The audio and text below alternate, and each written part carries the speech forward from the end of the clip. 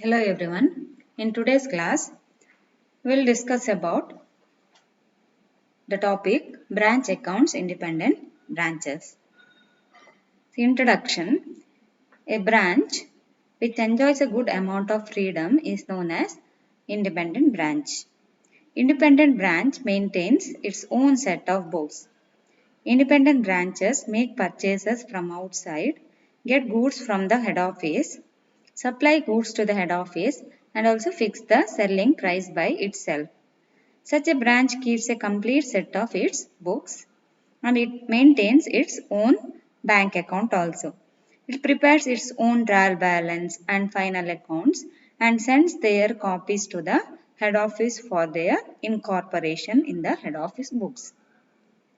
On receipt of the trial balance and final accounts from each of the branches, the head office reconciles the branch account in the books of head office. Next, let us see what is goods in transit. So, here we come across a term called as goods in transit. So, let us see what is goods in transit. Items which have been sent by one party but not received by the other party before closing of the books of accounts are termed as transit items. So, goods in transit refers to the goods sent by the head office to the branch or by the branch to the head office but not received by the other.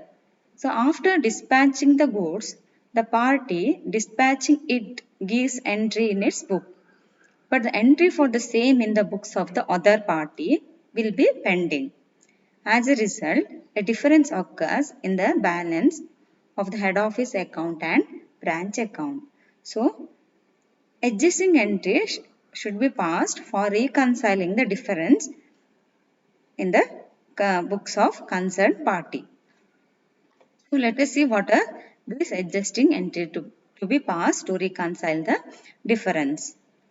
So, first one, if goods are sent by the head office and are still in transit, the entry in its book is goods in transit account debtor to branch account. Second one, if goods are sent by the branch and are still in transit, the entry in its book is goods in transit account debtor to head office account. Next, let us see what is cash in transit. So, the head office or the branch may have sent cash to each other. The amount may not have been received by the branch or the head office by the end of the accounting period. Cash in transit refers to the cash or check sent by either head office or the branch but not received by the other party. So, as a result of cash in transit, there is a difference in head office account and branch account. So, here we have to pass an entry for reconciliation of the difference on this account. So, the entry, adjusting entry is in the book of head office, cash in transit account debtor to branch account. Next one, in the books of branch, cash in transit account debtor to head office account. Incorporation of branch trial balance in head office books. The process of transferring items from branch books to the head office books and preparing the consolidated balance sheet is called the incorporation of branch trial balance. So there are two methods for the incorporation of branch trial balance: detailed incorporation and abridged incorporation. So under detailed incorporation, all items relating to trading and profit and loss account are incorporated in the head office books along with the branch assets and liabilities. Under abridged incorporation, the entries are passed only for incorporation of branch net profit or net loss and branch assets and liabilities. So now let us see what are the incorporation entries passed in the books of head office under detailed incorporation. So first one, for incorporation of items debited to trading account. Entry is branch trading account debtor to branch account.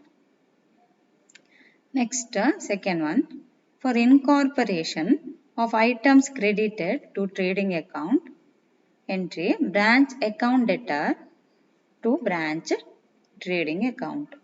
Third one, for transferring gross profit to branch profit and loss account, entries branch trading account debtor to branch profit and loss account.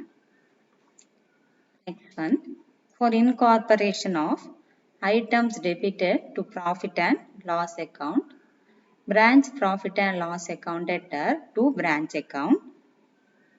Next, for incorporation of items credited to profit and loss account, branch account debtor to branch profit and loss account.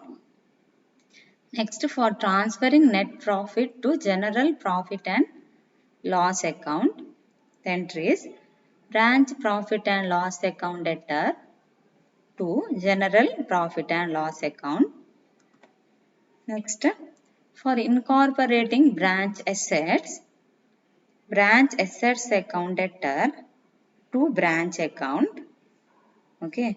Next one is for incorporating branch liabilities, branch account debtor to branch liabilities account.